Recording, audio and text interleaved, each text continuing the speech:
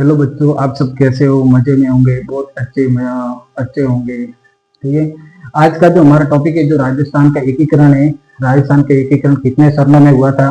राजस्थान का एकीकरण क्यों हुआ था? जब भारत देश आजाद हुआ, जब 1947 ईस्वी में, जब इंग्लैंड के प्रधानमंत्री एटली ने घोषणा की कि जो संपूर्ण सत्ता है वो भारतीय को सौंप दी जाए, तो क्या राज्य में किस तरह हलचल मच गई थी। तो वो जो राजा थे, वो अपने आप को स्वतंत्र घोषित करना चाहते थे। तो फिर वो आगे क्या हुआ, उसके बारे में हम आज का जो टॉपिक है राजस्थान के एकीकरण, उसमें सभी हम पढ़ेंगे। पहला है, जब 20 फरवरी 1947 ईस्वी को जब 20 फरवरी 1947 ईस्वी को इंग्लैंड के इंग्लैंड के इंग्लैंड इंग्लैंड के जो प्रधानमंत्री थे, कौन थे? प्रधानमंत्री इंग्लैंड के प्रधानमंत्री एटली इंग्लैंड के प्रधानमंत्री कौन थे? एटली ने क्या किया? एटली ने घोषणा की कि जो संपूर्ण जो सत्ता है वो भारतीय को अब सौंप दी जाए। जो सभी जो गुलाम थे, पहले जो अंग्रेजों को गुलाम थे, तो इंग्लैंड के जो प्रधानमंत्री एटली ने क्या घोषणा की? तो घोषणा के बाद जून 1947 ईस्वी में जो संपूर्ण सत्ता थी भारत की, वो उसके बाद भारतीय को सौंप दी जाए, उन्होंने घोषणा की। तो वो पूरे राज्य में हलचल मच गई। हलचल मचने के बाद क्या हुआ कि सब राजा चाहते थे कि हम तो अपना स्वतंत्र राज्य बनाए, परंतु कोई राजा चाहता था कि हम भारत में विलय हो। परंतु उसके बाद जब राजपूताना में क्या आया था, तो उस समय राजपूताना की अगर हम बात करें, तो उस समय राजपूताना में 19 रियासतें थी। 19 रियासतें, उसके बाद 3 ठिकाने थे, 3 ठिकाने, और एक केंद्र शासित प्रदेश था। क्या था? केंद्र शासित प्रदेश था। क्या था? केंद्र शासित प्रदेश। तब उसके बाद आगे जब ये पता चला कि इंग्लैंड के राजा ने घोषणा की गई है कि जो संपूर्ण सत्ता है वो भारतीय को सौंप दी गई, तो एक के बाद एक राजाओं ने होड़ लगा दी कि हम तो भारत में सम्मिलित होंगे, हम तो अपना खुद का राज्य बनाएंगे, हम तो अपने आप को स्वतंत्र रखेंगे, हम अपना एक अलग कानून बनाएंगे। तो इसके लिए क्या हुआ? इसके लिए एक नरेंद्र मंडल सम्मेलन हुआ। नरेंद्र मंडल सम्मेलन कब हुआ था? नरेंद्र मंडल सम्मेलन है वो 1947 ईस्वी को हुआ था। कब हुआ था? 1947 ईस्वी को। कहा हुआ था? दिल्ली में। क्या हुआ था? दिल्ली में। और दिल्ली में किसने करवाया था? तो वो करवाया था लॉर्ड माउंटबेटन ने। किसने कराया था? माउंटबेटन ने। किसने कराया था?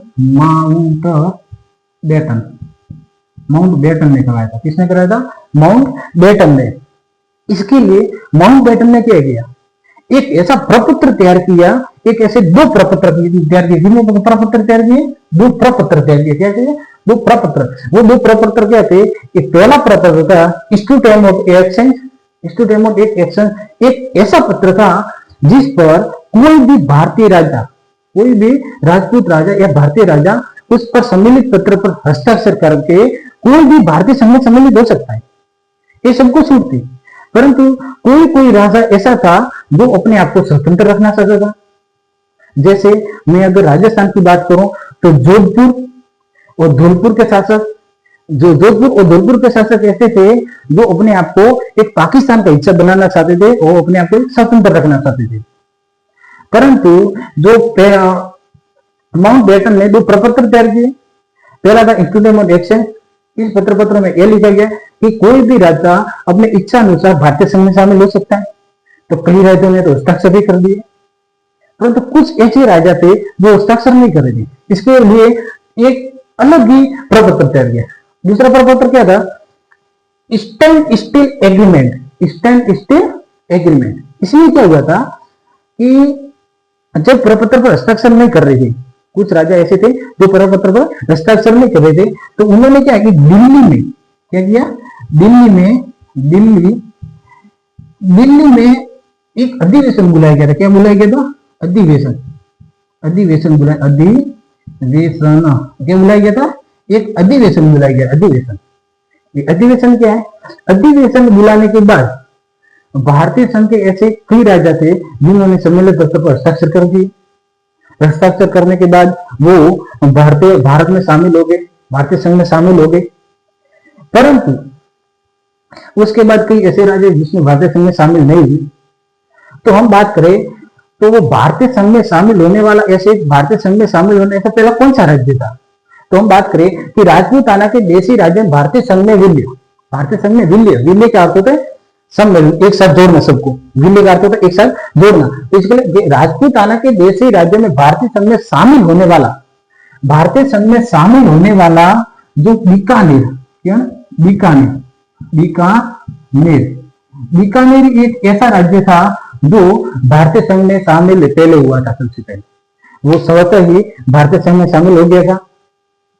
परंतु कई ऐसे राज्य थे, जैसे उदयपुर की हम बात करें, जोधपुर की हम बात करें, धौलपुर की हम बात करें, तो वो अपने आप को स्वतंत्र रखना चाहते थे।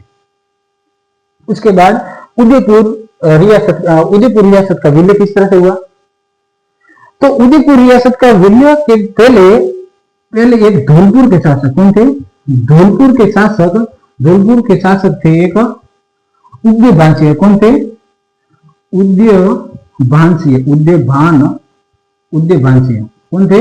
उदयभानसिंह एक वो शासक थे, धौलपुर के शासक उस समय थे उदयभानसिंह। कि धौलपुर के शासक उदयभान की सहायता से जोधपुर के शासक, उसके शासक जोधपुर के शासक हनुमान सिंह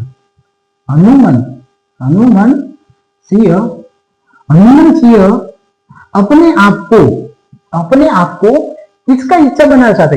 अपने आप को पाकिस्तान का हिस्सा बनाना चाहते। किसको बनाना चाहते? पाकिस्तान का हिस्सा बनाना, पाकिस्तान, अपने आप को पाकिस्तान का हिस्सा बनाना चाहते थे। किसके प्रयासों से? धौलपुर के महाराजा उदयपान सिंह से कहा कि मैं आपके प्रयासों से, जोधपुर के महाराजा हनुमान सिंह ने कहा कि मैं आपके प्रयासों से अपने आप को पाकिस्तान के एक रियासत में शामिल करना चाहता हूँ, एक अपना अलग स्वतंत्र कानून बनाना चाहता हूँ, एक स्वतंत्र रहना चाहता हूँ। तब जोधपुर के महाराजा हनुमान सिंह कैसे थे? जोधपुर के महाराजा हनुमान सिंह ने एक शासक था भोपाल सिंह। कौन था? भोपाल सिंह। कौन था? भोपाल सिंह। भोपाल सिंह था। भोपाल सिंह से क्या निवेदन किया? भोपाल सिंह को पत्र लिखा। पत्र लिखने के बाद क्या हुआ कि आप भी ऐसा करो कि आप पाकिस्तान में शामिल हो जाओ। मैं तो हो रहा हूं। जोधपुर के राजा हनुमान सिंह तो कह रहे हैं कि मैं तो हो रहा हूं। उसके बाद भोपाल सिंह को भी कहा, जो भोपाल सिंह लगभग मेवाड़ के शासक थे, तो भोपाल सिंह को भी कहा कि आप भी पाकिस्तान में शामिल हो जाओ, अपने आप को एक स्वतंत्र राज्य बना दो। परंतु जब भोपाल सिंह ने इस पत्र को पढ़ा तो उसके जवाब में महाराणा ने क्या उत्तर दिया? महाराणा ने उत्तर दिया कि मैं तो एक अपने आप को स्वतंत्र रखना चाहता हूं। क्या बोला? कि मैं तो अपने आप को एक स्वतंत्र रहना चाहता हूं। महाराणा भोपाल सिंह ने क्या बोला? कि महाराणा भोपाल सिंह ने कहा अगर मुझे पहले पाकिस्तान में सम्मिलित होना पड़ता तो मैं सम्मिलित हो जाता। परंतु महाराणा भोपाल सिंह ने क्या जवाब दिया? जोधपुर के महाराजा हनुमान सिंह से जवाब दिया कि मेरी इच्छा तो मेरे पूर्वजों ने निश्चित की है। अगर वे थोड़े भी डगमगाए होते तो हैदराबाद जैसी रियासत तुम्हारे लिए छोड़ के जाते, और मेरे पूर्वजों ने तो ऐसा नहीं किया और मैंने करने वाला हूं, और मैं तो सिर्फ हिंदुस्तान के साथ हूं। उन्होंने ये जवाब दिया। उसके बाद जो भोपाल से थे वो तो सम्मेलन पत्र पर हस्ताक्षर करने के बाद भारतीय संघ में शामिल हो गए। भारतीय संघ में शामिल होने के बाद जब 1947 ईस्वी में आजाद हुआ, जब भारत हमारा जो 1947 ईस्वी में आजाद हुआ था, तो उस समय एक जयपुर ऐसी रियासत थी, जयपुर एक ऐसी रियासत थी जो सबसे पहले अपने आप को सम्मेलन पत्र पर हस्ताक्षर कर दी। 1947 ईस्वी के बाद सम्मेलन पत्र हस्ताक्षर कर दिए। और उसके बाद जब जो जोधपुर के महाराजा हनुमान सिंह, वो तो एक हठी थे, वो तो अपने आप को पाकिस्तान का हिस्सा बनाना चाहते थे। परंतु जब 1947 ईस्वी में, जब 2 अगस्त 1947 ईस्वी में जब वो सरदार पटेल से मिले, तो वो सरदार पटेल से मिलने के बाद अपने आप को उस सम्मेलन पत्र पर हस्ताक्षर करते, भारतीय सम्मेलन पत्र पर हस्ताक्षर करके वो अपने आप को एक भारतीय संघ का हिस्सा बना गए। और उसके बाद क्या हुआ? उसके बाद धौलपुर रियासत का विलय किस तरह से हुआ? धौलपुर रियासत का विलय, धौलपुर के शासक कौन थे? उदयपान सिंह थे। तो धौलपुर रियासत का विलय इस तरह से हुआ, जब धौलपुर के महाराजा को पता चला कि भोपाल जो मेवाड़ के शासक थे, जोधपुर के शासक थे हनुमान सिंह, वो ऐसी रियासत थे, वो भी अगर सम्मिलित पत्र पर हस्ताक्षर कर लिए तो अब मुझे भी सम्मिलित पत्र पर हस्ताक्षर करने चाहिए। उन्होंने ये विचार किया कि जोधपुर के शासक ने तो सम्मिलित पत्र पर हस्ताक्षर कर दिए और भोपाल के जो भोपाल शहर ने भी शासक विलय पत्र पर हस्ताक्षर कर दिए। तो उसके बाद धौलपुर रियासत के विलय में धौलपुर के महाराजा उदयपान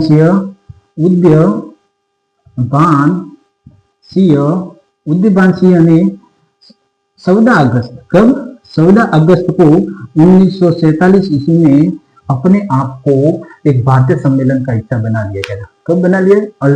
14 अगस्त 1947 ईस्वी को। उसके बाद 15 अगस्त को, उसके बाद क्या हुआ कि 15 अगस्त को हमारा संपूर्ण जो राष्ट्र है, जब 15 अगस्त 1947 जब हमारा भारत देश आजाद हुआ था, उस समय हमारा राष्ट्र के रूप में उभरा था।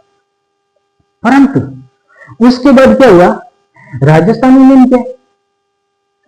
यूनियन के अब सम्मिलित पत्र पर सबको हस्ताक्षर करा दिए, परंतु राजस्थान और गुजरात के ऐसे कई क्षेत्र थे जो छोटे छोटे क्षेत्र थे और उन सभी क्षेत्रों को एकत्रित करके एक राजस्थान यूनियन बनाना चाहते थे। राजस्थान यूनियन बनाने के लिए उदयपुर में 22 राजाओं का सम्मेलन, एक अधिनियम बुलाया गया था।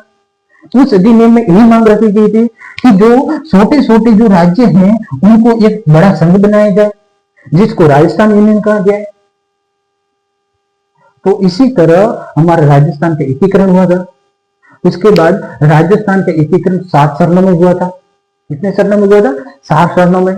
उस 7 चरणों में राजस्थान के कौन से राज्य ने सम्मेलन पत्र पर अपने आप को एकजुट किया, कि कौन से संघ में अपने आप को जोड़ा गया? जिस तरह जो राजस्थान का एकीकरण वो 7 चरणों में हुआ, तो कौन से चरण में कौन से राज्य को जोड़ा गया था, किसने जोड़ा गया था, उसके प्रधानमंत्री कौन थे, उसको कौन सी राजधानी बनाया गया था, वो हम अगले पार्ट में पढ़ेंगे। धन्यवाद।